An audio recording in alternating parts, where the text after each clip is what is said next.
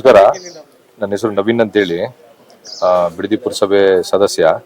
ಇವತ್ತು ಏನು ನಮ್ಮ ಬಿಡದಿ ಪುರಸಭೆ ಅಧ್ಯಕ್ಷ ಆದಿಯಾಗಿ ಎಲ್ಲ ಸದಸ್ಯರಾದಿಯಾಗಿ ಏನು ಇವತ್ತು ಈ ಪತ್ರಿಕಾಗೋಷ್ಠಿ ಕರೆದಿದ್ದೀವಿ ಅಂತ ಹೇಳಿದ್ರೆ, ನಮ್ಮ ಬಿಡದಿ ಪುರಸಭೆಯಲ್ಲಿ ನಡೆದಿರ್ತಕ್ಕಂಥ ಏನು ನೀರುಗಂಟಿಗಳು ಹಾಗೂ ಇತರೆ ಕಂಪ್ಯೂಟರ್ ಆಪರೇಟರ್ಗಳ ಬಾಕಿ ಸಂಭಾವನೆ ವಿಚಾರವಾಗಿ ಏನು ಪಾವತಿ ಮಾಡಿರ್ತಾರೆ, ಇದು ಕಾನೂನು ಉಲ್ಲಂಘನೆ ಮಾಡಿ ಹಾಗೂ ಕಿಕ್ ಬ್ಯಾಕ್ ನ ಪಡೆದು ಮಾಡಿರ್ತಾರೆ ಅಂತೇಳಿ ಇವತ್ತು ನಾವು ನೀರುಗಂಟಿಗಳೇ ಪ್ರತ್ಯಕ್ಷ ಸಾಕ್ಷಿಯಾಗಿ ಇವತ್ತು ಹೇಳಿ ಈ ಆರೋಪನ ಇಲ್ಲಿ ಮಾಡ್ತಾ ಇದೀವಿ.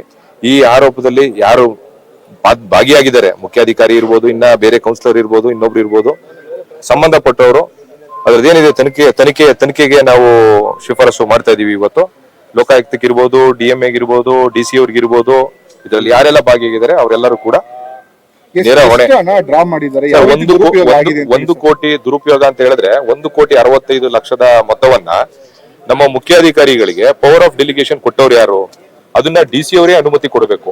DC ಅವರ ಅನುಮತಿ ಇಲ್ಲದೆ ನಾವು ಕಳೆದ ಬಾರಿ ನಮ್ಮ ಪುರಸಭೆಯಲ್ಲಿ ನಡೆದಂತ ಸಾಮಾನ್ಯ ಸಭೆಯಲ್ಲಿ ಇದು ಸರಿಯಾಗಿ ಸೂಕ್ತ ನಿರ್ದೇಶನ ಇಲ್ಲ, ಇದನ್ನ DC ಅವರು ನಿರ್ದೇಶನ ನೀಡಬೇಕು ಅಂತೇಳಿ ಇದನ್ನ ನಾವು ಲಾಸ್ಟ್ ಬಾಡಿ ಮೀಟಿಂಗ್ ಅಲ್ಲಿ ತೀರ್ಮಾನ ಮಾಡಿರ್ತೀವಿ. ಕೊಡಬಾರ್ದು, ಆ ಕೂಲಿ ಮಾಡಿರೋರು ನೀರುಗಂಟಿಗಳಿಗೆ ಕೂಲಿ ಕೊಡಬಾರ್ದು, ಇಲ್ಲ ಕೊಟ್ಟಿರೋದನ್ನ ತಪ್ಪು ಅಂತ ನಾವು ಹೇಳ್ತಾ ಇಲ್ಲ.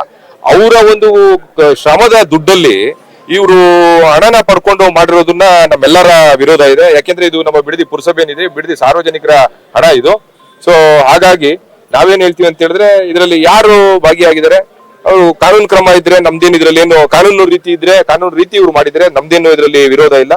ಕಾನೂನು ಮೀರಿ ಉಲ್ಲಂಘನೆ ಮಾಡಿ ಗಾಳಿಗೆ ತೂರಿ ಸಾಮಾನ್ಯ ಸಭೆಗೆ ತಗೊಂಡ್ಬಂದು ಬಾಡಿಯಲ್ಲಿ ರೆಸಲ್ಯೂಷನ್ ಪಾಸ್ ಆಗಿ ಆಮೇಲೆ ಅದು DC ಅವರ ಅನುಮೋದನೆ ಆಗಿ ಆಗ್ಬೇಕಾಗಿರುವಂತದನ್ನ ಇವರು ಏಕಾಬಾಕಿಯಾಗಿ ಇಷ್ಟೊಂದು ತುರ್ತಾಗಿ ಮಾಡಿರೋದು, ಈ ಕಿಕ್ ಬ್ಯಾಕ್ ತಗೊಂಡಿರೋದನ್ನ ನೇರ ಆರೋಪ ಮಾಡಿರೋದು, ಇಲ್ಲಿ ಅವ್ಯವಹಾರ ನಡೆದಿದೆ ಅನ್ನೋದು ಸಾಬೀತಾಗ್ತಾ ಇದೆ.